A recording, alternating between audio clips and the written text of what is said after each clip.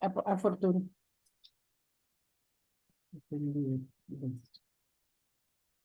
Bueno, buenas noches, qué rico que estemos hoy todos juntos todavía.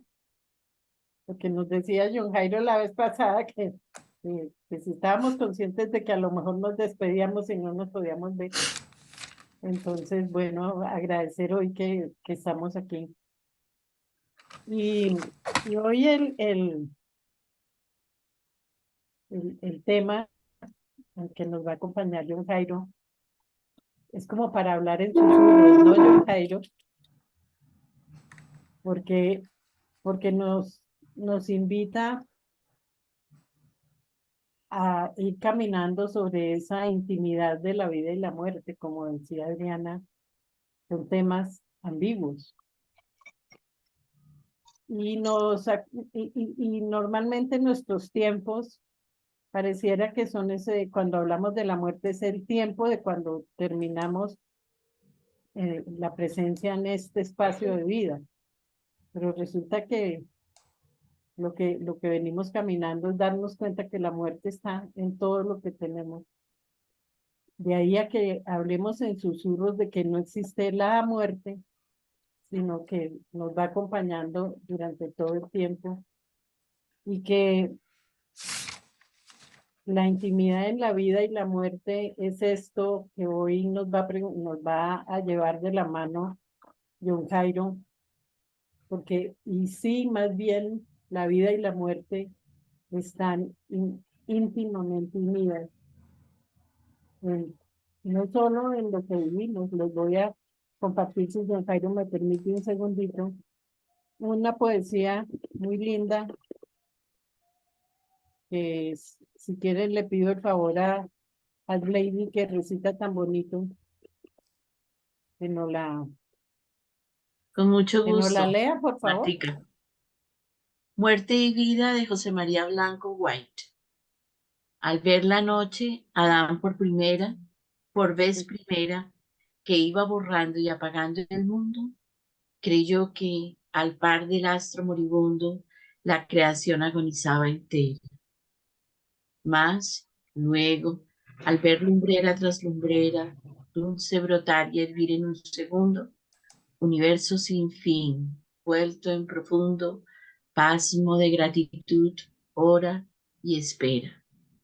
Un sol velaba mí, fue un nuevo oriente, su ocaso, y pronto aquella luz dormida despertó al mismo Adán, pura y fulgente.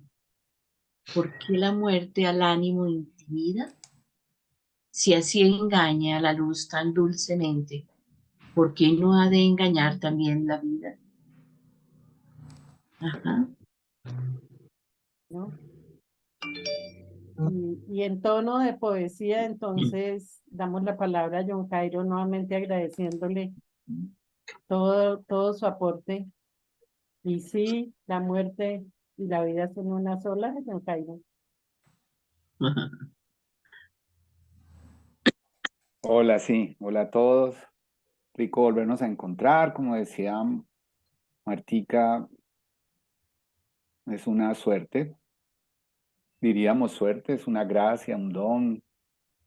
A veces lo tomamos natural, creemos que tenemos derecho, que se nos ha dado sin ningún nada a cambio, que es la vida. Y realmente, como hemos venido viendo, ¿me oyen bien? Sí, señor. Sí. Como hemos venido viendo desde el año pasado, y la vida es antes el milagro, ¿sí? Es lo más escaso hasta ahora en la vastedad del universo y del cosmos. Por lo menos la vida que conocemos, biológicamente la que conocemos. Puede que haya otras, y posiblemente hay otras experiencias de vida, pero con esta estructura biológica parece hasta ahora muy escasa, tan escasa que por ahora solo este planeta.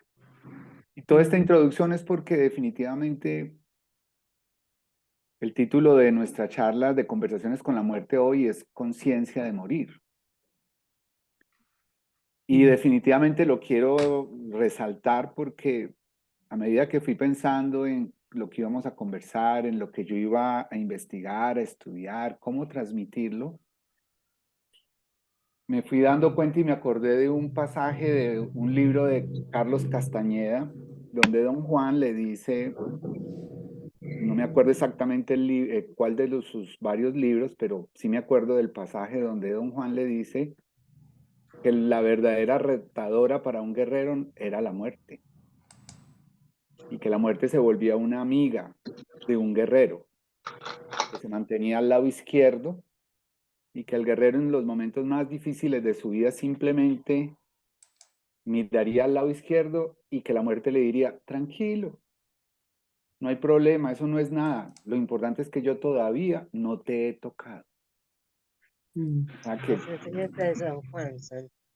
¿en qué? En las enseñanzas de Don Juan está eso. Perfecto, muchas Es de las gracias. primeras enseñanzas. Ajá. Y definitivamente cuando uno trabaja con la conciencia de morir, las cosas como que cogen toman el puesto y el lugar realmente que corresponde. Y eso es lo que yo espero transmitirles hoy. Como decía Martica ahora, vida y muerte estarán ahí todo el tiempo junticos. Eso es lo que quise mirar. Voy a compartir pantalla para que comencemos. Entonces, ¿la estamos viendo? Sí. Bueno, entonces hoy, hace un mes estuvimos hablando de la incertidumbre. Y voy a tomar algunas diapositivas. La primera es con la que empecé y voy a seguir empezando con estas porque me parece muy importante, como lo dijo Marta ahora, que algunos estaban entrando, no hay expertos aquí. Entonces, definitivamente este es un espacio de aprendizaje más que venir a aprender o que van a recibir una enseñanza, es un espacio donde todos, obviamente empezando por mí, vamos a aprender y por un comentario, ninguna opinión, ningún otro aporte es pequeño ni sobra, que todos estamos aprendiendo. Lo único que yo puedo poner ahí como currículum para ustedes es que yo tengo una experiencia profesional y teórica, o sea, asistencial en la práctica y teórica en el campo de la medicina del dolor y del cuidado paliativo. Entonces, pues obligatoriamente he tenido que leer mucho de estos temas, pero desde el ámbito obviamente profesional. Esta no es una charla como la fue la vez pasada, ni las que vienen, no es mi pretensión, una charla técnica y mucho menos académica, porque pues si yo ya doy una charla experto en la muerte es porque ya me morí, y pues por lo menos yo que tenga conciencia todavía no. Y lo que yo hablo aquí no estoy en nombre de CAP, ni lo hablo como hijo de CAP, ni me baso en repetir lo que he leído. Obviamente, al ser miembro de CAP, pues CAP me ha dado demasiada experiencia técnica en su ascética y mística para poder hablar de esto, pero no represento a CAP en este momento, ni tampoco a las personas que son encargadas de organizar el evento. Hablo en nombre propio. Y ojalá pues podamos disfrutar esta charla como yo la disfruté preparándola. Lo dije ahora y vuelvo y lo repito y lo dije la vez pasada y Tica lo dijo, qué bueno que nos volvimos a ver, el milagro es este. Acuérdense que esta foto es la foto que se tomó por primera vez de un óvulo en el momento, un óvulo humano en el momento en que se fecunda por un espermatozoide. Como vida biológica, ahí empieza. Ese óvulo, después de unos minutos, suelta todo eso amarillo que es átomos de zinc para generar muerte del resto de los espermatozoides que no lograron entrar, que son millones. Y ese solo espermatozoide es el que le dio origen a cada uno de los que está aquí. Una eyaculación masculina puede tener hasta 100 o 200 millones de espermatozoides. Solo uno entra. Y yo soy porque ese que entró era yo. Pero si hubiera entrado otro espermatozoide, no sería yo. Tendríamos una carga genética casi similar, pero no sería yo. Porque cada espermatozoide tiene unas diferencias mínimas. Y la combinación de ese óvulo, porque eso es lo otro, tiene que ser ese óvulo que mi madre en ese mes ovuló. ¿Sí? La mujer nace con unos 300.000 folículos en el ovario, dispuestos a madurar. Y uno de ellos madura, no se sabe cuál y ¡pum! Sale. Pero si sale otro óvulo de esos 300.000, trae una carga genética que ya no sería yo. Entonces imagínense en el milagro de que usted esté aquí. Pues solo por esto. Pero además de todo lo que llevamos y que cada día estamos en esa incógnita e incertidumbre, como lo dijimos la vez pasada. Definitivamente lo vuelvo a repetir porque para hablar de conciencia de morir, eso es muy intrigante. Cómo el cuerpo, mi mente y mis células están hechas es para vivir. El mandato biológico de todas mis células, de todas, y de todo lo que conforma mis células es que tienen que sobrevivir a como dé lugar y al precio que sea. Y sobrevivir, según los biólogos, pues, y este neurofisiólogo que lo traigo porque es muy conocido y él ha trabajado mucho esa parte, sobrevivir implica eso, ¿no? Pues primero que todo, sobrevivir, mantener funciones vitales, ser capaz de reproducirse, no solamente todo el organismo, sino las células del organismo. Cada célula debe ser capaz de generar una copia de ella misma para poder generar y mantener vivo el organismo. Cada célula tiene que ser capaz de cooperar entre ellas y entre los órganos y entre todo para poder sobrevivir y yo cooperar con el medio que me rodea. Y cada célula y cada órgano de mi cuerpo y cada conjunto de órganos de mi cuerpo están hechos para buscar el equilibrio fisiológico que en términos de este señor es muy interesante, le llama bienestar. No solo el bienestar emocional, el bienestar biológico. Ahí, ¿dónde está la muerte? No cabe hablar de muerte ahí. Si mi mandato es sobrevivir como aparece la foto, ¿cierto? Hasta la última momento yo tendré la esperanza de que alguien me saque antes de morir ahogado. Eso es lo que yo quiero transmitir con esa foto. Yo puedo estar ya a punto de perder la conciencia porque el aire ya no me llegó, llevo 2 minutos tragando agua, ya no tengo oxígeno y el último reflejo yo sacaré la mano intentando. ¿Qué? Sobrevivir. Y entonces la muerte. ¿Cómo vamos a tener conciencia de muerte si yo estoy hecho solamente y todo el tiempo para sobrevivir? Y lo primero que también lo vimos hace un mes, pero como ya es otro tema, quiero que lo miremos de conciencia, es que celularmente se conoce la muerte. Es muy interesante. Mi célula del sistema digestivo está hecha para vivir y hará todo lo posible durante 5 días para vivir esa célula. Pero al 5.º día hay un mandato en su genética, en su ADN, que le dice, mueras. Y lo obedece. Porque si no lo obedece, y yo me quedo con las células viejas, que ya no funcionan y no sirven, el que se va a morir no es esa célula, se va a morir todo el cuerpo, todo John Jairo. Y así la lista que hay ahí abajo. Tenemos billones, o sea, billones de B, no M, sino billones de células en nuestro cuerpo. Y todas tienen un equilibrio entre sobrevivir a como sea y al precio que sea. Pero cuando llega el mandato de muerte, chao pescado, lo tienen que obedecer. Si no lo obedecen, ahí es donde suceden las dificultades que les llamamos enfermedades. O sea que la conciencia de muerte viene, o de la conciencia de morir, para hablar de nuestro tema hoy, viene impregnada en nuestras células. Y definimos que era morir. Y yo me traje la definición que biológicamente se acepta para los humanos. ¿Qué es la muerte en un humano? ¿O qué es morir en el humano? Entonces, lo primero es que es un evento biológico, lo vimos también hace un mes, solo se muere quien está vivo. Bios, vida. Lo que entre comillas no está vivo, no muere. Y acuérdense que también vimos que la muerte como tal no empezó con la primera célula viva.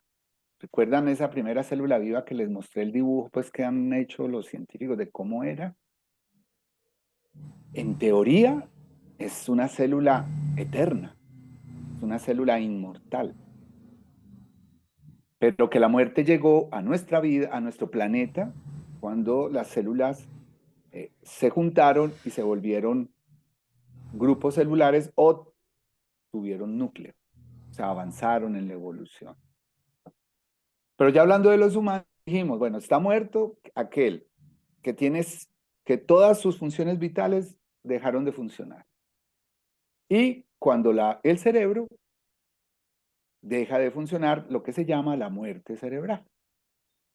Y acuérdense que vimos que el cerebro, a mí se me puede morir la parte superior del cerebro, la corteza, se me puede morir la parte de la mitad, donde están las emociones, el manejo de las hormonas. Pero si me sigue funcionando la parte que une la columna cervical con mi cabeza, que ahí está el tallo, yo puedo seguir vivo, pegado de un respirador, porque sigue latiendo mi corazón, sigo respirando. Pero si se muere lo que llamamos nosotros cerebralmente la función de reflejo, la función de coordinación, de movimiento y de pensamiento, se me murió el cerebro. Ahí yo ya estoy muerto. Mientras el cerebro, entre comillas, no se muera, así yo esté en coma, entre comillas, para la ciencia biológica y de la salud, yo no estoy muerto. Y podría, en un momento determinado, llamémosle, despertar. Pero si a mí se me muere el cerebro, o sea, me hacen las pruebas y tengo muerte cerebral, por definición eso es irreversible. ¿Por qué estoy haciendo énfasis en esto? Porque aparentemente hablar de la muerte y de la conciencia de morir es un tema muy antropocéntrico. Estamos mirando la muerte desde el antropocentrismo. Antropo humano, centrismo en el centro. O sea, yo soy el centro, la humanidad es el centro. Entonces estamos en la punta de la pirámide según esa teoría antropocéntrica, donde el único que tiene conciencia de morir y de que sabe que se va a morir, y muchas corrientes filosóficas han basado sus teorías en eso, es el ser humano. Pero les quiero contar que me puse a averiguar conciencia de morir. Ya sabemos que las células están hechas para vivir, pero también tienen un mandato y tienen ahí un momento en que van a morir. ¿Eso es solamente humano? ¿Es solamente celular? Y empecé a encontrarme esto. No sé si alguno de ustedes conoce esta historia. Esto fue una historia muy famosa a finales de 2009, 2010.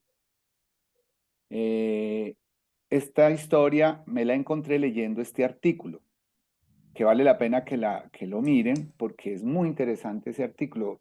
The Conversation es algo que se baja sin solamente usted se inscribe, no tiene que pagar nada y te empiezan a llegar. Son unos artículos muy interesantes y me encontré este artículo. El título es Los animales entienden la muerte de lo que se pensaba.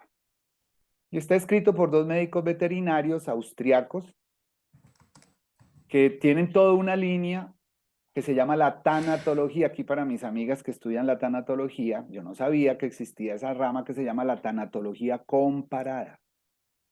Ya están empezando a estudiar, ellos dicen, basados en ese antropocentrismo, que es un gran error pensar que porque yo puedo hablar, reflexionar, compartir y comunicar mis ideas sobre la muerte, que yo sea como ser humano el único que tiene conciencia de morir.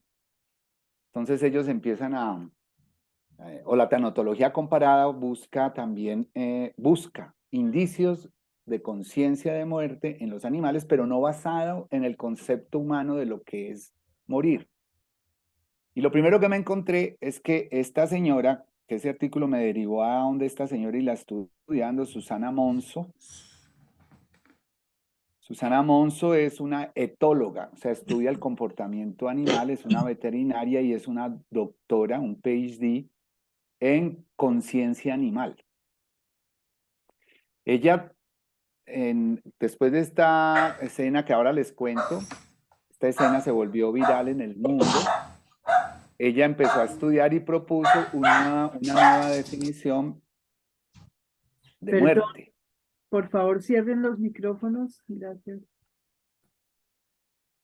Ella dio una nueva definición de morir. Ustedes ya vieron la definición que les di para los humanos.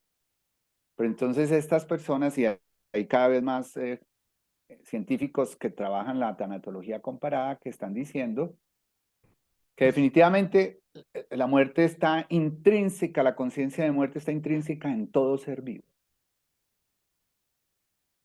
¿Qué sería la muerte desde el punto de vista de un animal? Un animal está en capacidad, ojo a lo que les voy a decir, de darse cuenta que el cuerpo de ese compañero o compañera de manada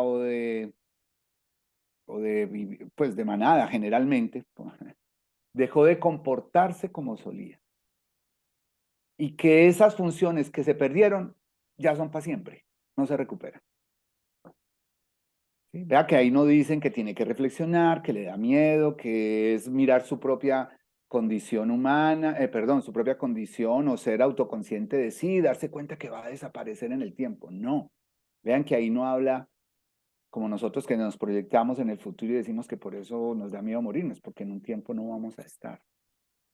Para un animal es fácil identificar, y lo hablaban algo muy interesante, para los predadores sí que tienen conciencia de muerte. Por ejemplo, en ese artículo ponen el tema de que un león tiene que ser capaz de, primero que todo, de morder donde debe ser, ¿cierto? A la cebra, al búfalo, a la presa. Y que debe ser capaz de sostener la mordida de tal manera, con tal intensidad, que sea capaz de sentir en el momento en que la presa muere. ¡Pah! O sea, pierde sus funciones y deja de comportarse como solía. Y que esa relajación, esa pérdida de función total del cuerpo es ya definitiva. Que muchos leones sueltan la presa antes porque se desmaya o porque se relaja y entonces creen que ya murieron y ¡tum! Se les vuela. Hablaban algo que se sale de la charla, un león tiene efectividad solo en un 20% de todos los intentos que hace para cazar y comer, un 20%. Y decían que la efectividad de los predadores es aprender a identificar en el momento en que murió la presa, en sus garras o en sus manos. Que si la sueltan antes, tienen el riesgo de que se les vuele. O sea que tienen conciencia de que el otro ser, que ni siquiera es de su familia, porque no es un león, es una cebra, es alguien que no tiene su propia biología ni su propio cuerpo, le transmite que ya murió. Entonces, cuando uno ya empieza a ver eso, de esa manera, uno empieza a decir, tiene que haber conciencia de muerte, pero no solo que ellos sepan que se murió, conciencia de morir. Y lo otro que justificaban ellos, aunque pues hay muchas más, pero que les quise traer, es que dicen, la muerte para un animal desde que nace, la muerte es una compañera permanente, es ubicua. Ellos ven morirse todo el tiempo a los que le rodean, todo el tiempo. Sean presas o sean predadores. Todo el tiempo ven morir a otros, a sus semejantes. Todo el tiempo, todo el tiempo, todo el tiempo. Es constante. Bien sea por desastres, bien sea por enfermedad o porque se los comieron los predadores. Entonces, es interesante esto.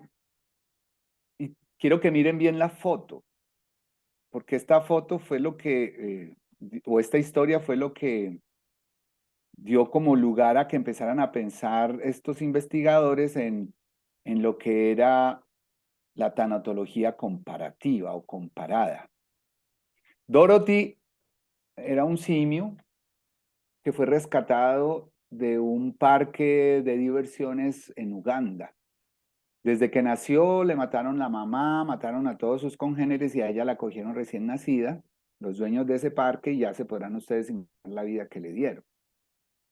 Cuando los guardabosques y cuando la gente que no me quedó claro quiénes fueron los que la rescataron de ese parque, ella estaba absolutamente enferma, lesionada, le faltaban 2 dedos, pelada, pues estaba muy mal.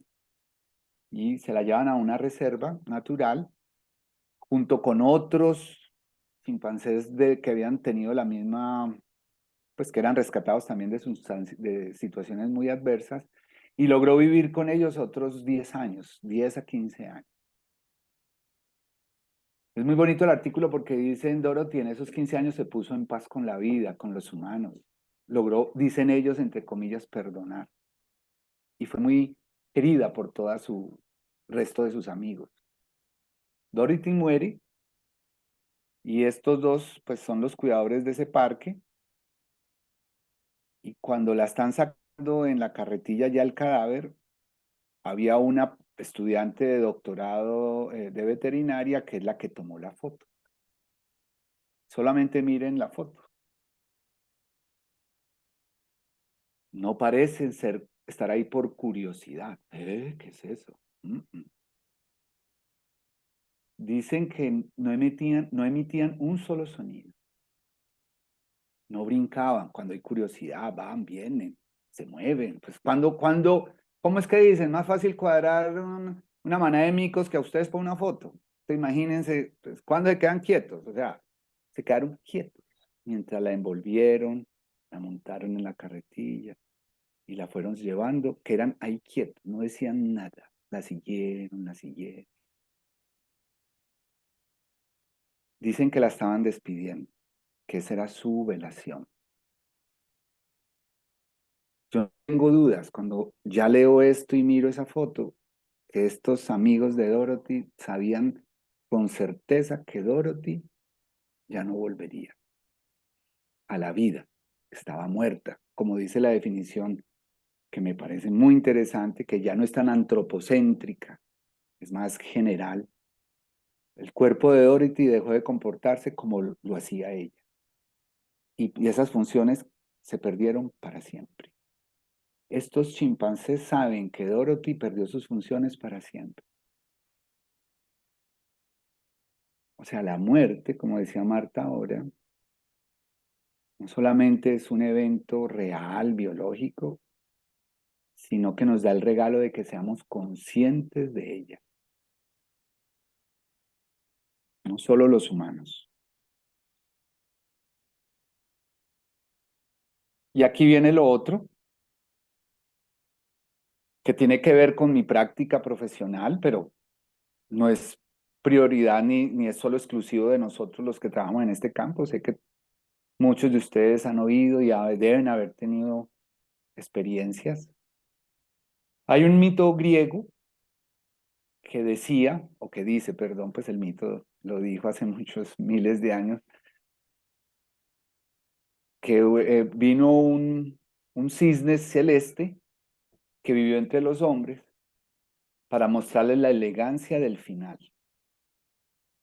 Y ese cisne sacó una arpa mágica y que nunca estuvo entre los hombres muchos años, nunca habló, solamente vivió y mostró cómo era que se debía vivir, pero antes de partir otra vez para el Olimpo, para el cielo, cogió el arpa y cantó de una manera que nunca nadie había oído y nunca más volvió a escuchar.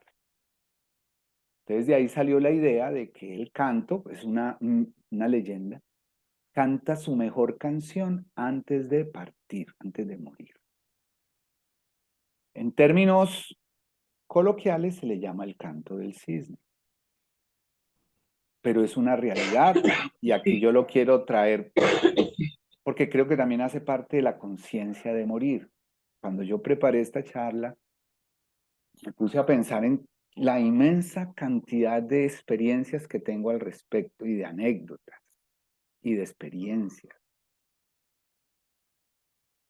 Personas que están muy mal, que llevan sin comer un buen tiempo, sin tomar nada, hablando sin mucho 1 o 2 palabras cada 3, 4 horas. No tienen ni aliento para levantarse de su cama. Un día determinado, sin ton ni son, se levantan, pueden hasta cantar, han pedido que les traigan música, han pedido que llamen a todos los amigos del colegio, que quiere volverlos a ver a todos. Por favor, y llámame a Julano que está en Rusia, que hace tiempo no hablo, pero ni quiero hablar, necesito hablarle. Y no es para pelearle, no es porque esté triste, no lloran. No me he encontrado el primer canto del cisne que me digan, se levantó a pelearnos, a madriarnos, a insultarnos, a quejarse de la vida que le dimos, o a quejarse del mundo, a quejarse de su enfermedad. No, son exaltados, son felices, comen muchas veces lo que no han comido en días, lo disfrutan. Me acuerdo un señor que le dijo, tráeme esa jugo de badea que hace años me trajiste, lo siento aquí, yo quiero. Y ese pobre muchacho encartado porque ya no se acordaba de dónde le había traído ese jugo de badea, hizo todo lo posible, se acordó y se lo trajo.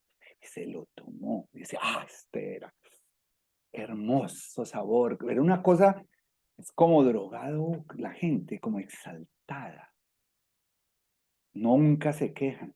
No me ha tocado, vuelvo y le repito, ni que se quejen, ni que digan porque estoy tan enfermo, qué pereza, nada. Al punto que usted encuentra a la familia absolutamente convencida de que se dio un milagro y se mejoró. Le dicen a uno, doctor, mi esposo se alivió. Vaya, mírelo. Se bañó, fue al baño, desayunó con nosotros y está esperando que vengan los amigos del colegio en la tarde y los del trabajo en la noche, que él quiere que le pongamos música, le hemos puesto la ranchera, la buena. Entonces,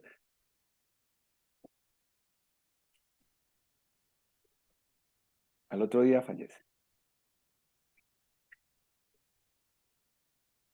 ¿Qué tiene que ver con la conciencia de morir? Dicen, porque no hay una investigación clara, a nadie en ese momento es muy difícil hacer una investigación en el terreno, ¿cierto? Tendríamos que tener a alguien conectado con agujas, con inyecciones para poderle sacar neurotransmisores y todo, y no sabemos a quién le va a dar el canto del cisne, porque no a todos tampoco les da, eso es lo otro. Pero la teoría que hay es que posiblemente hay una tormenta, ojo a la palabra, tormenta de neurotransmisores activantes en el sistema nervioso, inflamatorios que hacen que usted, ¿sí?, antes de morir. ¿Por qué? ¿Para qué? Biológicamente no tenemos la respuesta. Pero creo que si le metemos la conciencia de morir y la generosidad de la vida y la generosidad de la muerte, podríamos entenderlo. Es una forma de partir bien, elegante, bonita, despedirme. Ha habido personas, pacientes míos del canto del cisne, que sí les han dicho a las familias, yo no me curé, probablemente me voy a morir más rápido, pero no sé, estoy aquí para estar con ustedes. Pero no es la mayoría.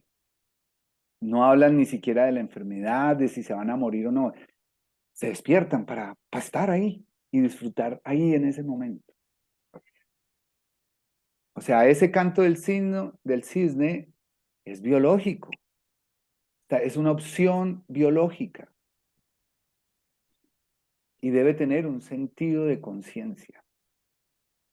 Yo creo que está ahí para muchas cosas. Una de ellas, para salir de ese antropocentrismo y de que tanto los que están al lado compartiendo con él, como el enfermo y nosotros, los que vivimos todas esas situaciones, empecemos a entender que esto es un misterio. Recording in progress. Ahora vean esta. Yo dije, bueno, entonces, si los de Dorothy, la chimpancé, tienen conciencia, el predador debe saber en qué momento ese cuerpo de esa presa dejó de ser ya irreversiblemente un ser vivo, hasta dónde puede bajar o hasta dónde han investigado que hay conciencia de morir. Y me encontré esta cosa tan loca. La mosca de la fruta. La mosquita común y corriente, esa mosca pues que nosotros le vimos con matamoscas o que, uy, espántenla que la comida. Vea lo que encontraron esta gente. Pusieron moscas a volar y pusieron cadáveres de otras moscas, o sea, de su propia especie, en una mesa. Ahí pues en la zona de laboratorio. Y las moscas volaban común y corriente. Y empezaron a darse cuenta que esas moscas que vivieron y se dieron cuenta que había cadáveres de sus congéneres ahí, vivieron menos tiempo que las que no estaban viendo eso. O sea, las que están en otro cuarto. Y lo repitieron. Entonces esto les extrañó, dijo, ¿cómo así? ¿Qué pasa? Que cuando una mosca ve a otra mosca muerta, se muere antes y estas que no han visto mosca muerta viven 3, 4 días más. Pues viven lo normal de lo que vive una mosca, que es más o menos de 8 a 10 días, sin mucho. Ellas se morían, dice la investigación, en 3 días.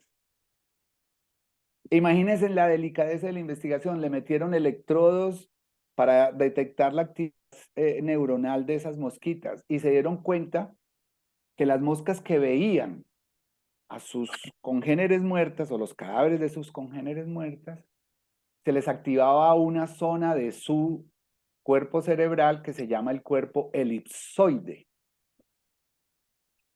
Yo no sabía que existía eso en las moscas. Vean todo lo que ustedes me están haciendo y me encanta, como entender y aprender. Y ese cuerpo elipsoide después cogieron estos investigadores en moscas control que no estaban en otro, tenían nada que ver y les estimularon ese cuerpo elipsoide. Se morían también antes. Y empezaron a notar algo, empezaron a volar menos, a comer menos, a zumbar menos las alas, a pararse menos en las patas. Y ellos le llamaron, posiblemente, las moscas que ven a los cadáveres de sus congéneres entran en un estado, entre comillas, depresivo y se mueren antes. O sea, se ponen tristes.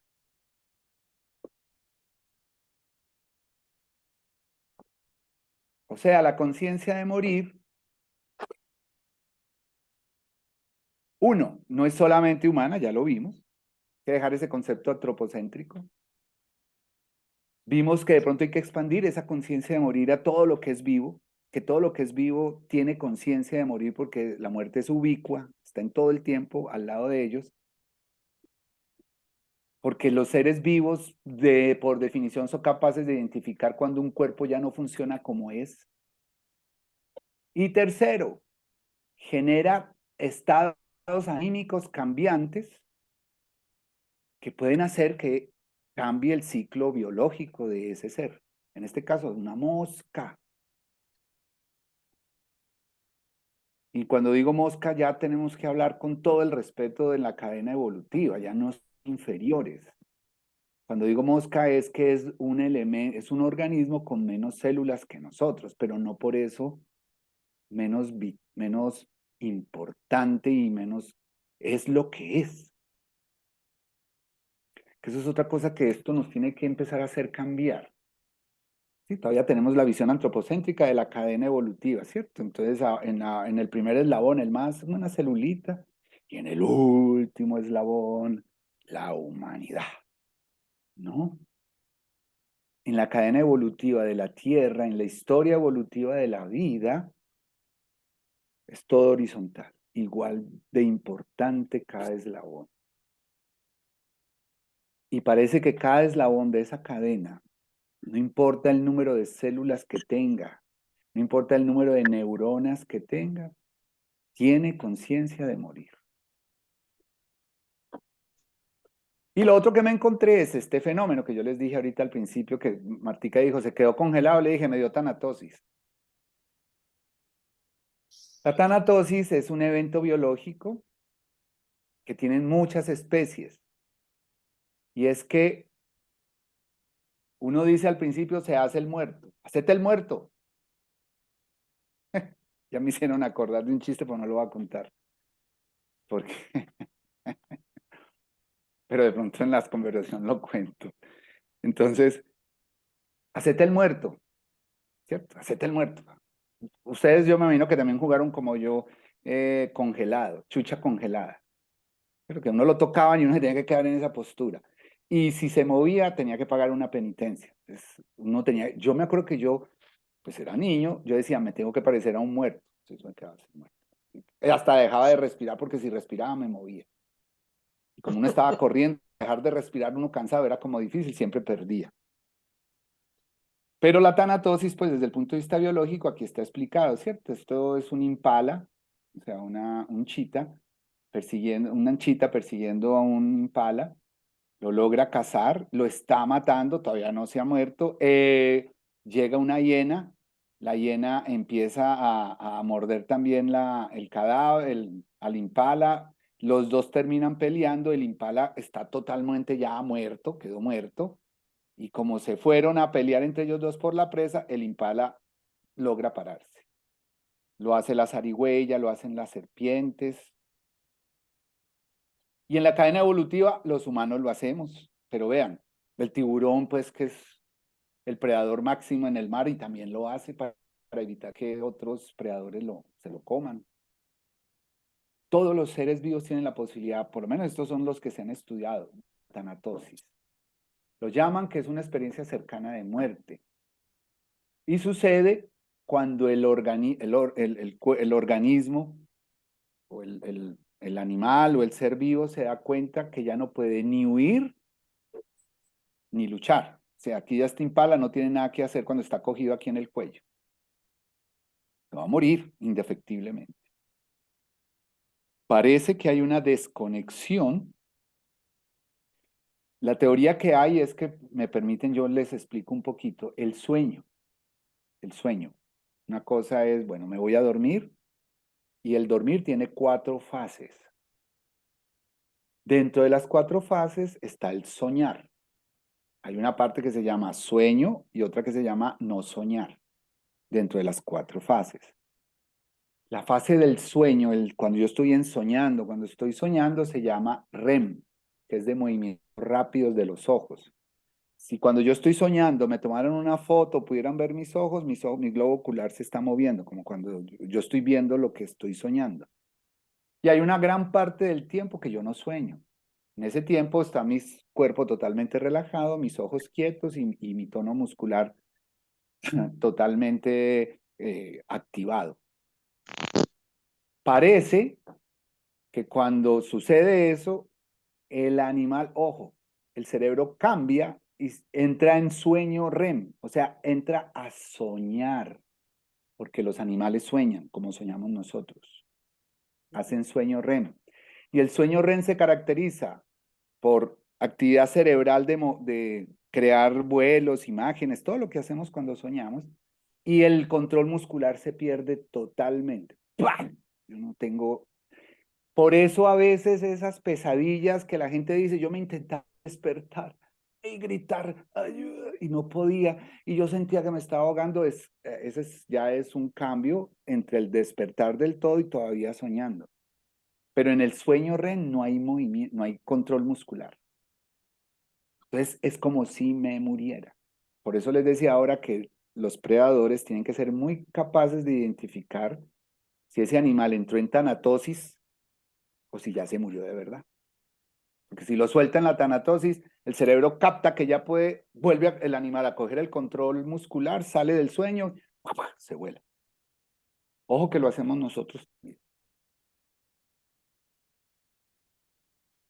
¿Cuál será el objetivo de la vida en 4.500 millones de años que lleva la historia del planeta y 3.500 millones de años de la vida de habernos dotado a todos los seres vivos, no solamente humanos, por lo menos los que están ahí estudiados, de ese elemento biológico que se llama la tanatosis? La muerte sucede, remedo la muerte para poder seguir viviendo. Ojo que no es la hibernación de los osos. Hay animales que invernan. Eso lo sabemos. Recuerden que la hibernación, un oso puede quedarse hasta 3, 4 meses en la cueva, quieto, dormido totalmente, porque baja su temperatura corporal al mínimo, baja toda la actividad funcional pero su cerebro está perfectamente consciente y si entra alguien a la cueva, el oso se despierta y actúa. Este es una pérdida del control de todas las funciones y del tono muscular, se cae. La teoría dicen los etólogos que la vida es tan sabia y tan generosa que como la cadena alimenticia ha sido predadores, presas para alimentar aquí, y este es alimento de este otro, y este de este otro, para que usted no sufra, ojo, yo lo entro a usted en tanatosis. Le voy a regalar el don de la tanatosis. O sea, usted no va a sentir que le están mordiendo la tráquea o que le están cortando la médula espinal, que es lo que hace el león cuando degüella a su víctima. Usted va a estar soñando, feliz. Cuando veamos experiencias cercanas de muerte, parece que es muy pocas las experiencias que han sido negativas. La mayoría son placenteras. Como nadie ha vuelto de la muerte, parece que de la tanatosis, si no pasa las cosas, pues si no cambia el medio, pues ya me muero. Parece que morirse, si esto es así, no duele. Porque antes de morirme yo entro en tanatosis.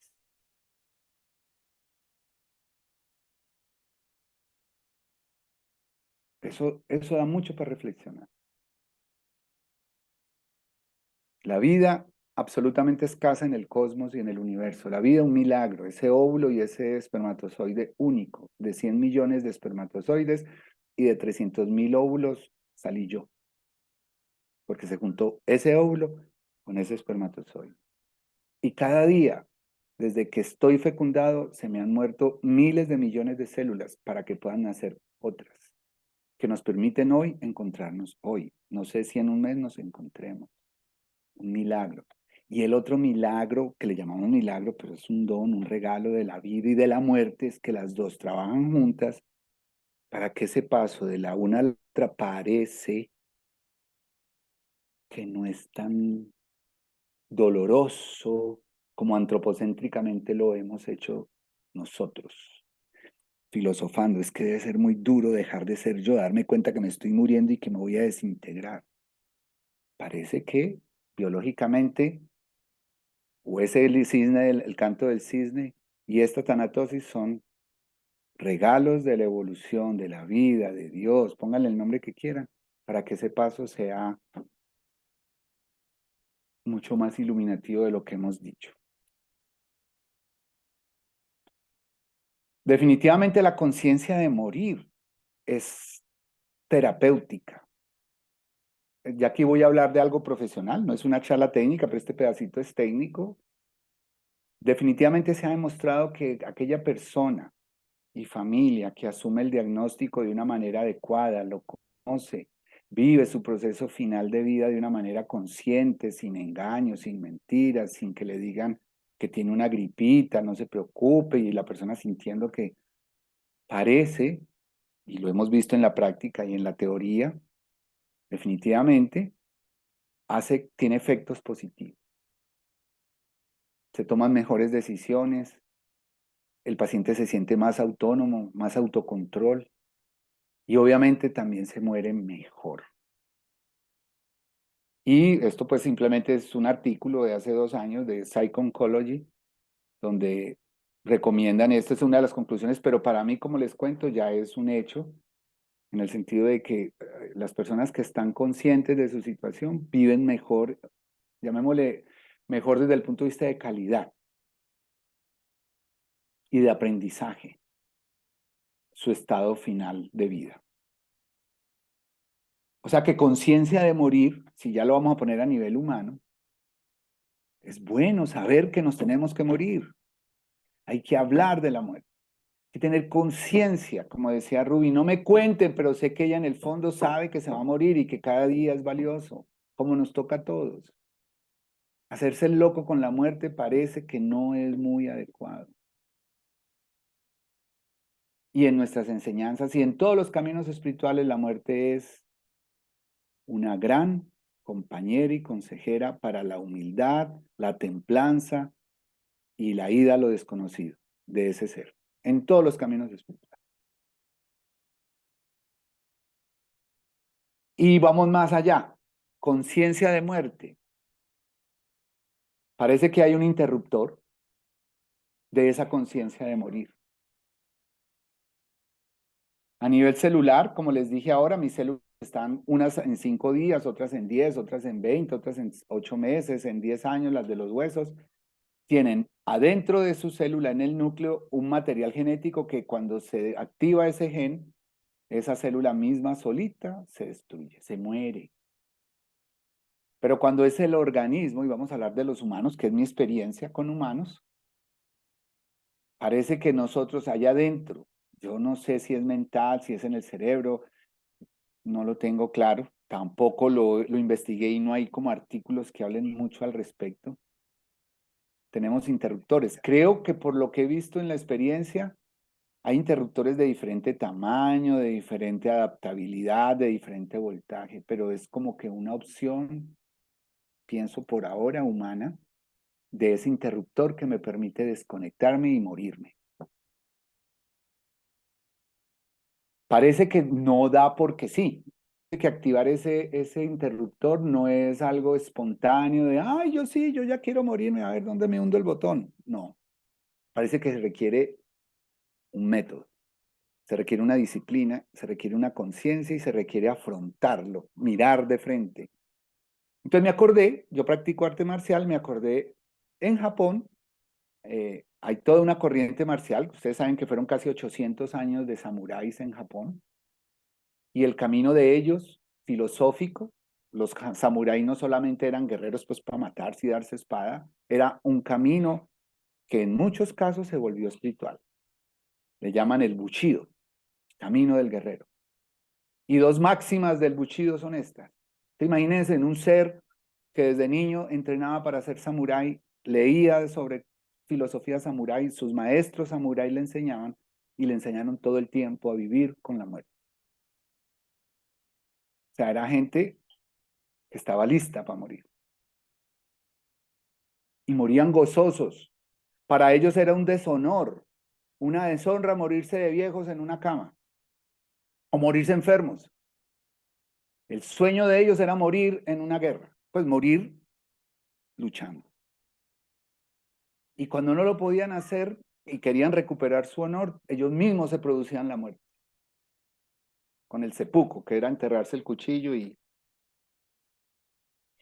Pero eso no lo hace cualquiera. Tiene que tener un camino, un método. Todos los que hemos leído, por ejemplo, Autobiografía de un Yogi, de Paramahansa Yogananda, fue de mis primeras lecturas hace muchos años sobre el yoga, y me encontré cuando yo quedé absolutamente sorprendido. El maestro de Yogananda era Sri Yukteswar, que está aquí. Esta es una foto real del cadáver de Sri Yukteswar. Él anunció, llamó a Paramahansa Yogananda y a sus discípulos y le dijo, mañana me muero. Ellos tienen, no me acuerdo en ese momento el término, es dejar el cuerpo conscientemente. Se puso en posición de loto, meditando y se murió.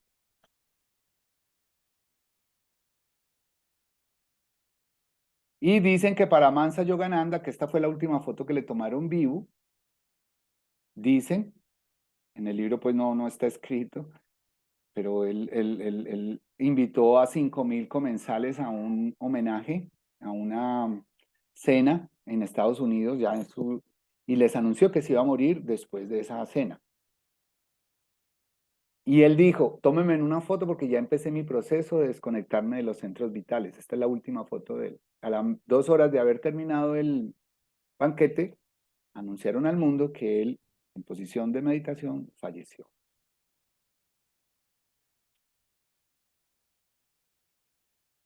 O sea, yo creo que hay interruptores. Esa conciencia de muerte, esa tanatosis, va tomando otras formas.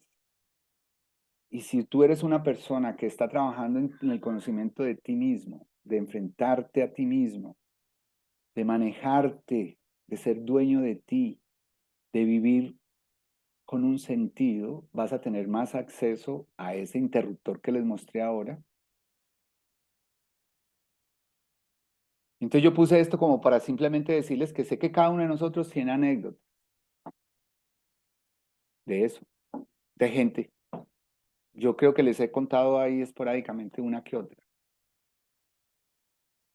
Me acuerdo de un señor con un cáncer de pulmón, llevaba 2 meses de diagnóstico, muy severo, una funcionalidad totalmente normal, a excepción de una simple tos. Me dijo, yo me voy a morir en 8 días, voy a arreglar todo, pero no quiero vivir más, en 8 días me voy. 2 días antes me pidió que lo recibiera en la clínica, porque me dijo, no quiero molestar a mi familia, quiero morirme tranquilo aquí. Que mi familia esté, pero sé que si estoy en la casa van a empezar a alborotarse. Por favor, hábleles, que en 2 días me voy. Se fue. ¿De qué murió? De sano. Tengo el caso de una niña, que este es específicamente el que les iba a contar. Una niña de 8 años que no se me olvida. Una leucemia, que también puede servirme para el otro tema que sigue.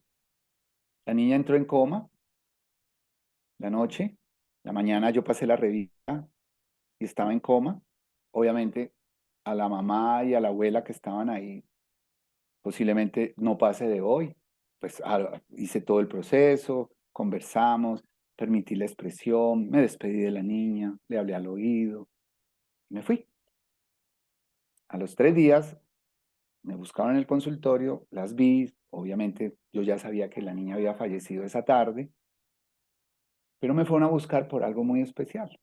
Me dijeron que más o menos a la media hora de yo haberme ido, la niña despertó, como si nada, o sea, un pequeño canto del cisne, pequeño porque ella era pequeña, pero muy grande el canto del cisne, pidió una hoja y unos colores y empezó a pintar una casita. Pintó una casa con una chimenea, como ella pintaba las casas, flores, y en una nube puso una palabra que decía Pipe. Y que la niña le dijo a la mamá y a la abuela, estoy muy bien y voy a estar con Pipe. Que más o menos a los pocos minutos volvió a entrar en coma y falleció. Entonces yo pues con la historia dije, qué bonito, qué lindo. Pero la abuela de me dijo, pero ahí no termina todo, doctor. Y yo, ¿qué pasó? Me dijo, Pipe era el sobrenombre que yo le decía, o sea, la abuela era la abuela paterna, que yo le decía a mi hijo hasta que tuvo 5 años. Y no tiene nada que ver con Pipe porque el hijo se llamaba Oscar. El papá de la niña murió antes de que la niña naciera. O sea, ella no conoció a su papá. Y su abuela paterna nunca le dijo a nadie más que le dijo a su hijo hasta los 5 años Pipe, que no tiene nada que ver con Oscar ni nada. Ella ni se acuerda por qué le decía Pipe, Pipe, Pipe, Pipe. La mamá de la niña no sabía quién era Pipe. Se vino a enterar ese día que la niña pintó. O sea, hay un interruptor allá que nos da acceso a otras dimensiones, a otras conciencias. ¿De dónde sacó la niña eso? Y para terminar, esa conciencia de muerte, esa conciencia de morir, ese interruptor, que es lo que trabajamos,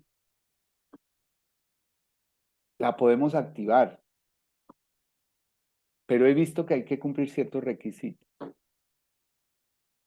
Una es que la persona no tenga miedo de morir, pero tampoco tenga ganas de morirse. Lo he visto en la gente que me dice, estoy listo, doctor, cuando sea. No hay afán. Está todo consumado. Como dijo Jesús, todo está consumado. Y yo lo veo en la cara de ellos. Es una luz brillante en sus ojos. Hay algo, una luz en su cara, en su rostro. Su rostro brilla. El rostro de estas personas cuando me han dicho, estoy listo. O sea, realmente es entregado, pero no entregados a morirse. Qué rico morirse, porque ninguno me ha dicho, es que no veo la hora de morirme. Ese que dice eso no activa el interruptor, porque está llamando en la vida. No veo la hora, tengo unas ganas. Entonces, ¿qué dicen las células? Este tiene ganas, sigamos sobreviviendo. Pero tampoco dice, ¿Qué falla morirme? ¿Qué hay para hacer? Es como cuando dicen, es tan disponible, está tan dispuesto que dice, ¿qué hay para hacer? Lo que haya que hacer, eso está bien. Pues no llaman a la muerte, que qué enfermedad tan dura, yo me quiero morir, pero tampoco es, no me deje morir, doctor, qué cosa tan horrible. Y te dicen, no hay nada pendiente. Y realmente uno habla con la gente y dice, doctor, arregló todo, nada, en paz. Y muchos me han dicho, es que doctor, todo está bien como está. Listo. Esa gente, cuando después me dice, ya como que va haciendo horas, ¿cierto? Me acuerdo que una me dijo, ya va haciendo horas, ¿cierto, doctor? Le dije, acuérdate que es tu tiempo. Me dice, sí, yo creo que ya, voy a tomar la decisión. Me lo dijo en la mañana y en la tarde se fue.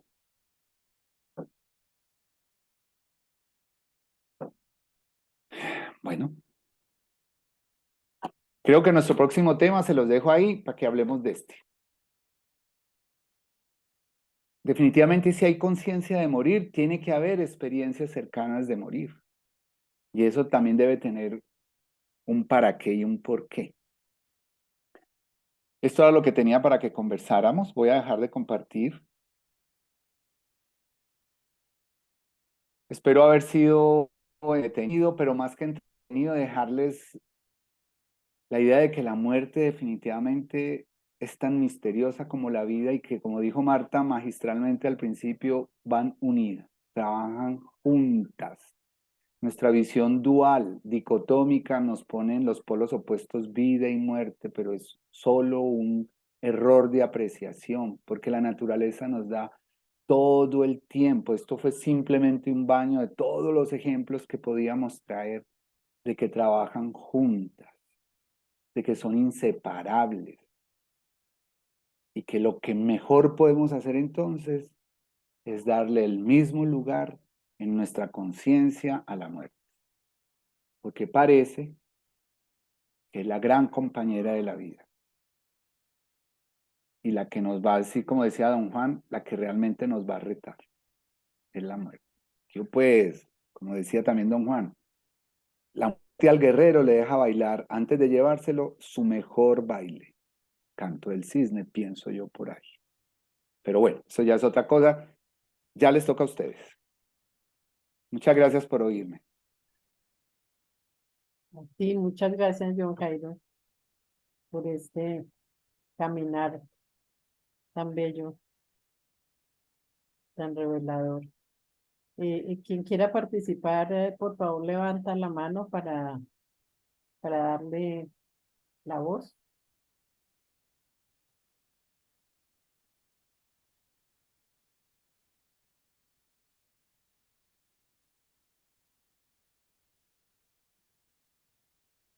Yolanda, buenas noches. Hola, buenas noches para todos. Muchas gracias, John Jairo, por tu exposición muy linda. Quería anotar algo sobre lo de los animales. Mi hijo vive en el campo y ha tenido la experiencia de la muerte de dos mascotas, dos perros, y siempre le ha pasado igual, ¿no? Cuando han estado ya pues de cierta edad, eh, él ha sentido que se han despedido, han estado muy junto a él y demás, y se van y no vuelven.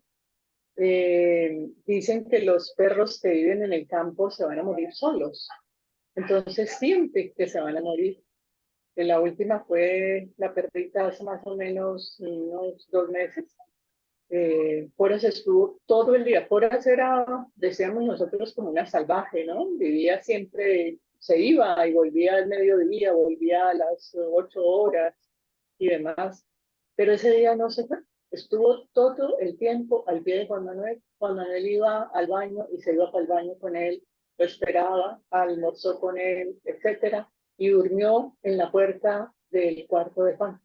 Al otro día, Juan Manuel sintió que ella lo miró y se fue y nunca más volvió. Cuando pasaron 24 horas sin que Cora volviera, ya Juan Manuel dijo, Cora se fue a morir al mono. En efecto, nunca más volvió como pasó con la otra mascota. Entonces, si sienten que la muerte llega, como seguramente lo sentimos nosotros, sino que muy bien nos después. Muchas gracias. Gracias, Yolanda. Rosalba. Sí, gracias. Digamos, cuando alguien ayuda a morir en los últimos minutos y le habla de que va a llegar a un lugar hermoso, va a encontrarse con sus seres queridos, en fin, y sucede la muerte, ahí es un proceso, digamos, sí natural, pero como que logran decidir morirse o no sé cómo describir con eso que tú nos mencionaste ahorita, John Jairo, el de que sienten que ya se va a morir o la persona que ayudó a morir siente que se va a morir y los ayuda a morir. No sé si me estoy explicando.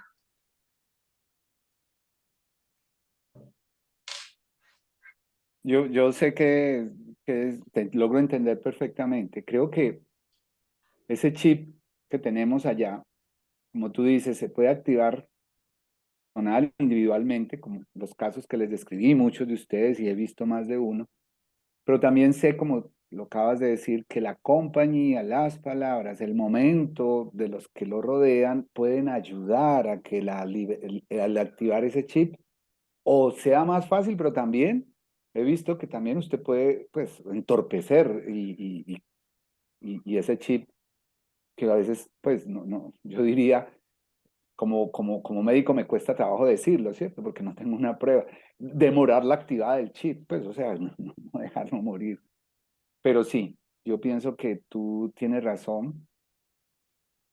Y en la medida en que, pues, ya que estamos hablando de esto, después de tantos años de estar trabajando en esto, sé que la presencia, por lo menos mía, cuando llego a un sitio o al lecho de alguien, no sé si son mis palabras, no sé si es mi actitud, no sé, obviamente no puedo desligarme de lo profesional que hago, pero creo que no es solamente eso, no es solamente una cosa técnica, que a veces uno hasta logra entender que lo que ayuda es a organizar la energía de esa persona, mental, biológica, emocional, para que en paz, como en esa entrada del sueño renca, y les dije ahora, esa tanatosis hermosa que la naturaleza proporciona a la vida, él mismo active su chip y se vaya. Estoy totalmente de acuerdo contigo, Rosalba. Espero que eso sea lo que hayas dicho, porque eso fue lo que me llegó como visceralmente, que eso era lo que me transmitía. Sí, el ayudar a morir, ¿no? Es total. Gracias. Lady y luego Adriana.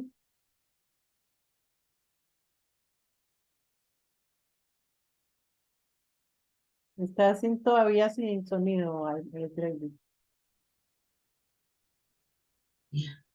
Estoy recordando una bella historia en este momento de Jack London, un cuento breve, se llama La Ley de la Vida, si no me recuerdo, pero quería verificar ahorita el nombre, pero es bellísima. Es la historia de una cultura esquimal, donde cuando el anciano, muy anciano, deja de cumplir su función a favor de la comunidad, y comienza a hacer carga de quienes pertenecen a su comunidad, existe la ley de la vida. Esa ley de la vida es que los hijos y la esposa, si todavía vive, lo llevan a una zona remota de donde vive la comunidad, le dejan un grupo de maderos, unos fósforos y poquita comida. Y él sabe en ese instante, ese adulto mayor, muy mayor, que le ha llegado la ley de la vida, que es el momento de morir. Y él se encarga de ese morir en ese instante. Me parece muy interesante que culturalmente porque yo me imagino que Jack London no se inventó la historia, sino que esto forma parte de algunas culturas que tienen incluido dentro de su sentido la manera de morir. Quería compartirles esa de Jack London, la ley de la vida. Gracias a Lady. Adriana y luego Miguel. Sí, gracias como siempre, John Jairo, porque excelente, clarísimo además. Tienes una didáctica que realmente siempre me termina impresionando y apasionando. Yo quería mencionar dos experiencias que viví yo, digamos que no me la contaron, acerca de esto de la conciencia de los animales eh, respecto de la muerte, ¿no? Una de ellas es, yo tenía una perra que tenía muchos problemas y nunca había sido mamá, o sea, nunca pudo quedar preñada. Y cayó en casa, siempre he tenido perros y gatos, y cayó en casa un gatito chiquito que ella adoptó como madre. El gato funcionó durante mucho tiempo como perro, por poco ladraba. Buah. El gato se puso grande, la perra lo cuidó siempre, o sea, sabía cuando estaba lastimado, sabía cómo curarlo. Era realmente, era impresionante, dormía arriba de la perra, el gato le podía sacar la comida de la boca, una cosa increíble, ¿no? La perra era bastante más grande, bueno, tuvo un problema de salud muy grande y la tuvimos que sacrificar. Y la trajimos, o sea, la sacrificaron creo en casa y la enterramos en casa. Y el gato lloró 2 días seguidos. No comió, aullaba como si fuera un perro 2 días seguidos. Yo pensaba, este gato se dio cuenta, no que se fue, porque la perra podría haberse ido. Sin embargo, él lloraba. Realmente era una cosa impresionante como el gato. Después, bueno, yo creo que fue la elaboración del duelo de la perra, de su madre, digamos. Después pasó, pero estuvo llorando 2 días y aullaba como si fuera un lobo, ¿no? Y además los gatos tienen esta cosa que alguien mencionó, se van lejos para morir, tienen conciencia de su propia muerte. Y tuve un gato que siempre andaba por ahí, venía, iba y venía, y yo tenía un terreno muy grande, y un día desapareció y se fue al último confín de la casa, ya prácticamente era sobre otra casa, y ahí se murió, ¿no? O sea, buscó ese lugar. Yo creo que los animales saben también cuándo se van a morir, ¿no? Y tienen, por eso tengo estas dos experiencias que me marcaron muy fuerte acerca de esto porque uno piensa, no, el animal no se da cuenta que se muere o no se da cuenta que se muere el otro animal. Sí, totalmente, se dan vueltas, sí, se dan cuenta. Así que bueno, muchas gracias. Y para pensar mucho, John Jairo, mucho. Este, mm, y sí, si no, yo pensaba, ¿no? Si no existe la muerte, es que no le encuentro sentido a la vida. Porque ¿cómo voy a no existiría la sobrevivencia, porque sobrevivo porque está la muerte. Si no está la muerte, ya todo sería vida. Y no habría nacimiento entonces tampoco. Es decir, es un descalabro total si no existiera esto. Se rompe el sistema. Así que bueno, muchísimas gracias. Gracias a ti, Adriana. Una Miguel, cosita antes, sí, John Martica. Jairo. No, Adriana, muchas gracias pues por tus palabras, me motivan.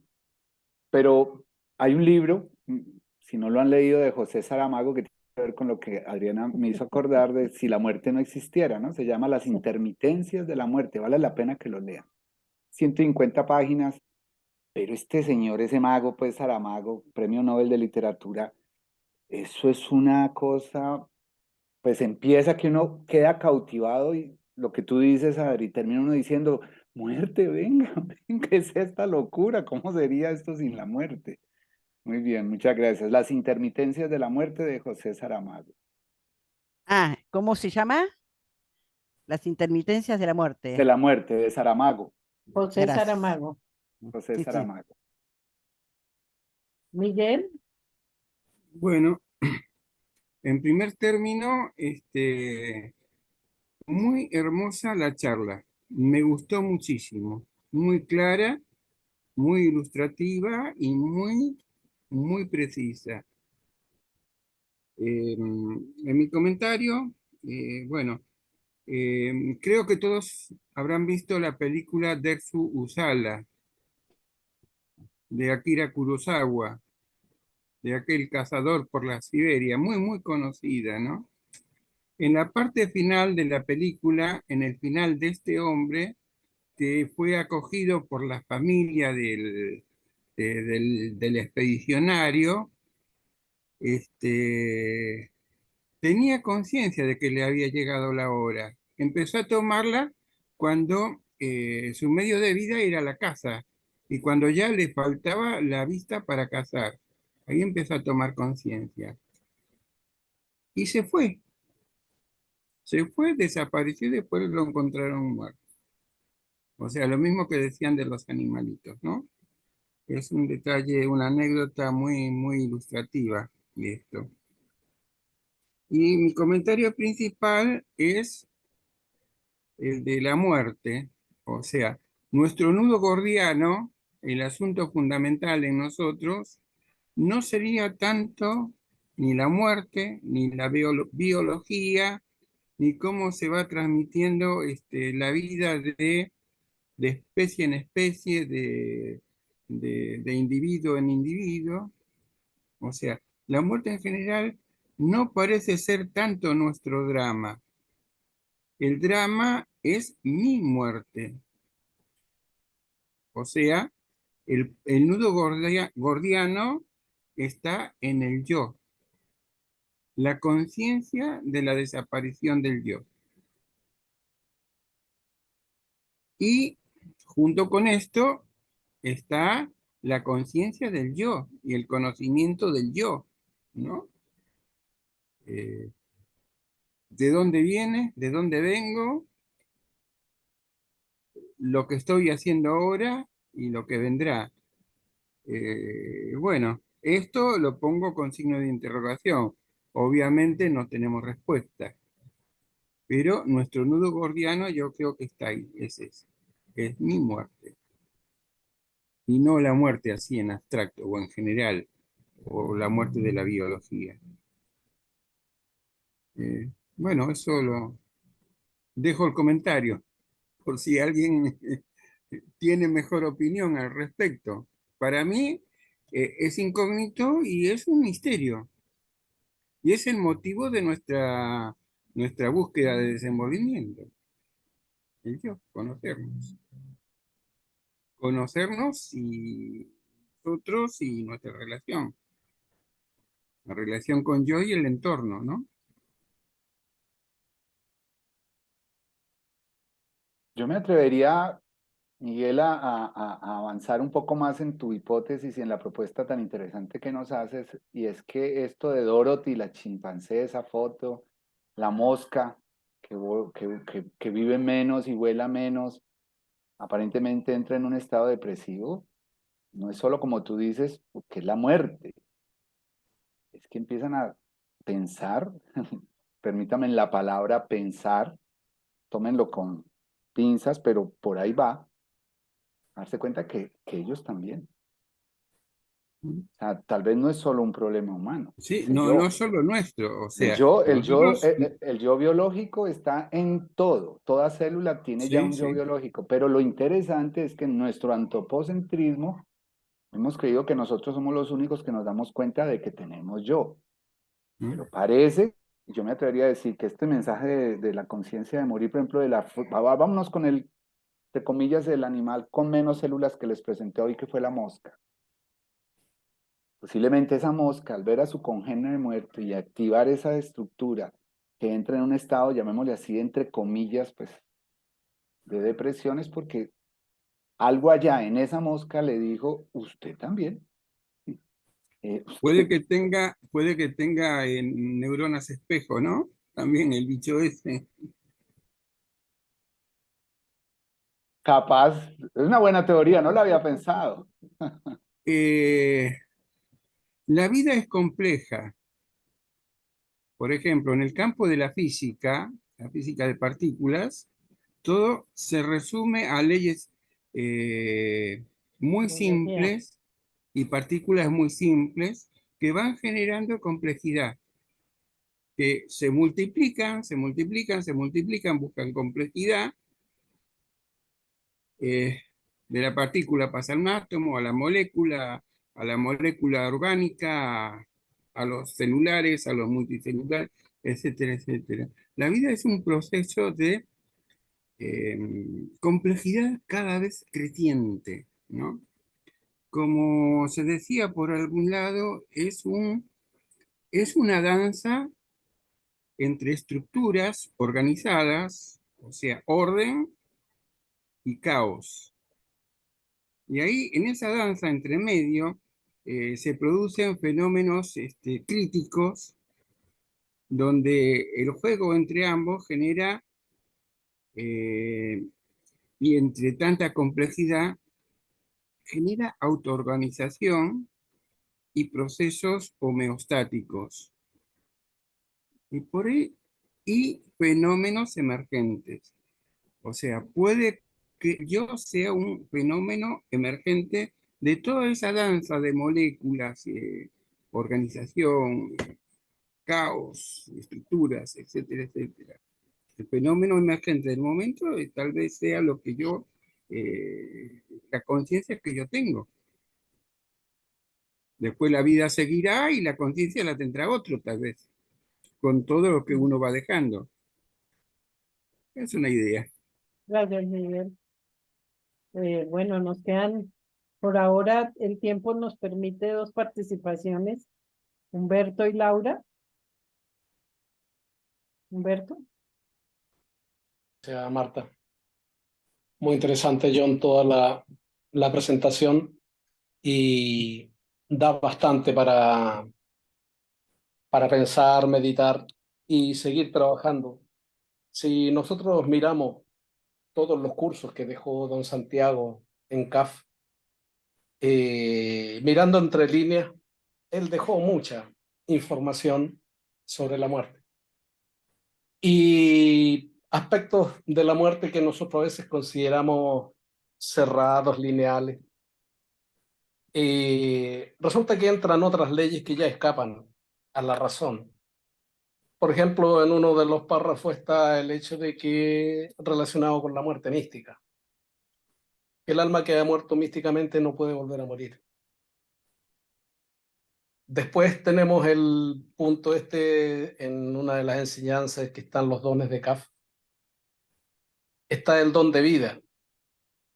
Y el punto interesante es que cuando un alma, aquí ya no solamente en CAF, está en una misión, está en una tarea que tiene que desarrollar y llega a su fin, como el reloj biológico que se decía que ya aquí se termina tu vida, le dan la opción de irse o continuar con su tarea hasta terminarla.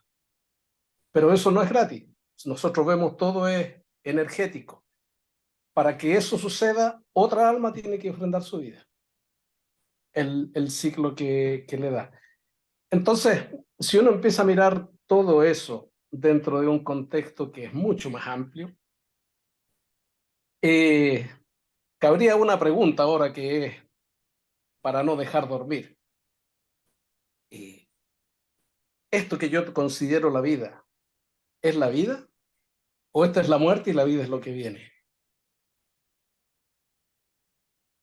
Porque si nosotros miramos ahora todo lo que está aconteciendo en el mundo y mucho de lo que vivimos nosotros, es más cercano a lo que nosotros pensamos de la muerte, de lo que viene post vida, que de lo que realmente es la vida que continúa después de lo que han mencionado muchas personas. Yo tengo amigos que han sido declarados clínicamente muertos, y bueno, después han vuelto a la vida y resulta que hay un denominador común en esa situación que comentan que han pasado a otro estado y de ahí no querían volver. O sea, y de hecho, dos de ellos decían que había alguien que me estaba diciendo, todavía no es tu tiempo, tienes que volver, tienes hijos pequeños, tienes que volver. Pero es curioso porque siempre pensamos o suponemos que la cercanía a la muerte o el estar en ese estado nos va a dar temor y vamos a querer escapar. Y resulta que los que han pasado, podríamos decir, al otro lado, hay un cierto número que no quiere volver. Entonces, todo esto da para meditar bastante y, bueno, experiencias en este momento hay muchas, como comentaban,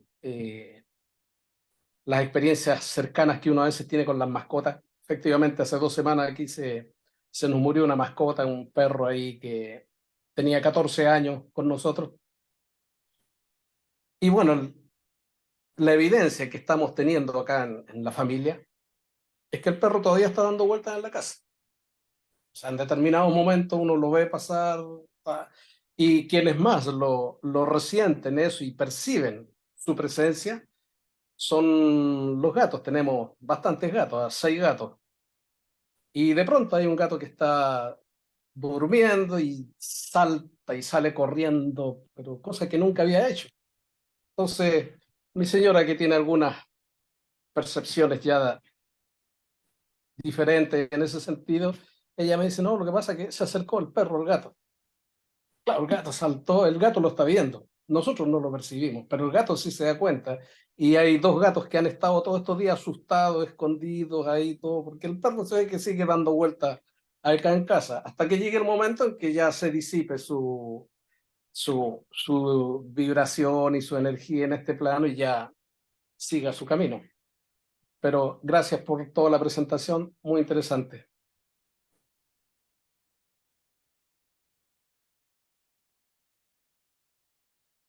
Gracias, Humberto. Ya para cerrar, Laura. Gracias, Marta. Gracias, John. Realmente maravillosa la exposición. Hermoso ver reunido en un solo cuerpo tantos conocimientos que uno por ahí va juntando y que no tiene la capacidad suficiente como para organizarlos en un solo cuerpo realmente. Gracias por haber hecho eso para nosotros. Para mí son dos cosas fundamentales de toda esa maravilla, eran cosas como muy fuertes, y una era en el principio que cuando usted hablaba de cómo los animales se van dando cuenta de que a su alrededor mueren los que van a ser sus alimentos o sus propios compañeros de manada. Justo en ese momento en que usted hablaba de eso, yo había empezado a pensar cómo teníamos nosotros noticias de la muerte, cómo nos dábamos cuenta o cómo sabíamos del final de la vida. Y pensé que realmente teníamos una noticia que era racional fundamentalmente, porque es un número estadístico. Si todos se mueren, yo también me voy a morir. ¿No? Si de ahí saca uno como una ley, digamos, esta es la ley de la vida, como decía alguien por ahí. En algún momento a mí me va a tocar, es inevitable. Y cuando usted hablaba de los momentos, de los tiempos de vida de las diferentes células, yo pensé, ¿cómo sería si yo pudiera de alguna manera hallar ese conocimiento teórico, ese conocimiento racional de que porque los demás se mueren yo también me voy a morir? ¿Cómo sería si yo pudiera sentir realmente el tipo de esos procesos, ser meramente testigo de esos sucesos orgánicos, digamos? ¿Cómo sería eso? ¿Cómo sería en mi conciencia? ¿Qué cambiaría para mí? Y la otra cosa que me preguntaba, esto creo que implicaría un altísimo grado de silencio, un grado de silencio rayano realmente en la desaparición definitiva. del yo, o de esa otra cosa que hace ruido, que no sé cómo se llama realmente. Y otra cosa que me quedó como muy marcada, muy fuerte, como eh, esas cosas que le acompañan a uno como requerimiento a lo largo de la vida, esta cosa de que cuando una persona supera el límite del temor a la muerte, cuando está dispuesto y entregado, no porque la llame, sino porque tiene todo resuelto realmente, su rostro resplandece, decía usted. Hay una luz diferente. Curiosamente, creo que esto nos pasa, muchas veces uno no sabe que está dispuesto para la muerte, pero sí tiene momentos en la vida en los que por alguna toma de conciencia particular, profunda, uno se mira al espejo y ve y todo el mundo se lo dice también, ¿qué te pasa que estás así tan resplandeciente? Y uno dice, y qué sé, nada, soy feliz en el momento, no sé por qué, pero soy feliz. Digamos, no hay una razón externa, no me gané la lotería, no me puse de novia, no nada, pero en este momento. Y entonces es como que cambia la conexión con el resto de las cosas. Y, y también se conectó eso con algo que me pasó hoy día. Vio que todos nos mandamos saluditos, así, cariñitos y cosas por WhatsApp y esas cosas. Hoy me mandaron un pedacito de un salmo que empieza diciendo, el Señor resplandezca sobre ti la luz de su rostro o algo así. Yo sé tan claro cómo es eso de que el Señor resplandezca sobre mí la luz de su rostro, lo que se siente verdaderamente cuando el Señor resplandece sobre mí la luz de su rostro.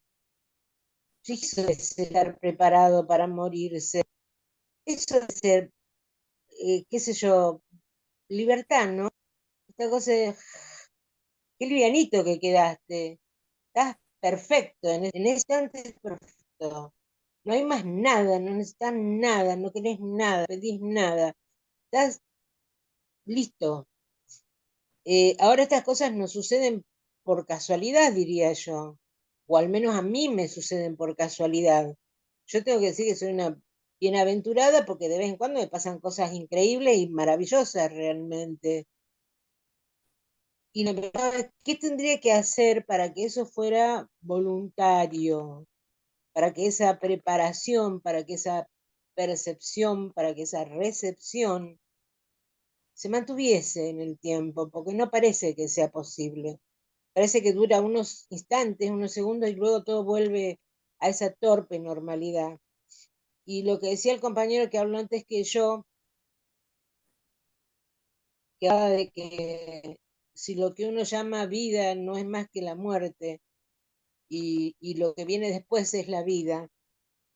Esto es algo que lo he escuchado muchas veces decir, como algo que consuela, qué sé yo, que en determinados momentos uno mismo lo dice como para que los otros estén más tranquilos, por ahí lloren un poco menos, no sé, pero, pero en ese instante cuando lo dijo este compañero, sentí que realmente eh, esto que uno llama vida y que es un continuo aferrarse el sostenido de algo y reptando por los costados del río, como decía el señor este que escribía ilusiones. A eso uno le llama vida, y a esta cosa de sentirse fresco, sentirse vacío, ni siquiera lo considera, ni siquiera se lo imagina, ni lo sueña, ni lo pretende, no lo quiere alcanzar. Es más, nos resistimos.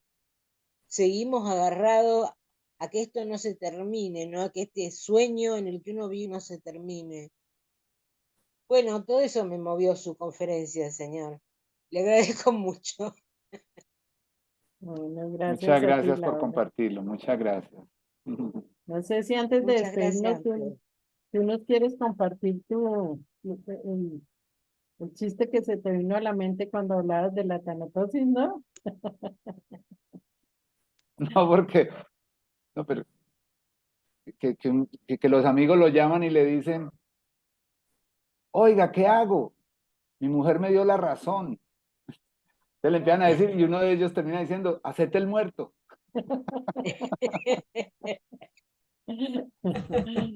Bueno, gracias, Por don eso no lo Jairo. quería contar, porque Ay, la muerte tiene su lado alegre y también su lado simpático. Y esperando que esta noche ninguno de nosotros de aquí a la próxima reunión active su switch y que empecemos a practicar esta noche en el sueño nuestra cercanía a la muerte y nos relajemos. Nos vemos en la próxima reunión en 15 días. Un abrazo para cada uno. Un abrazo. Gracias, John. Un Hasta abrazo, luego. Muchas gracias. gracias a todos. Que estén muy bien.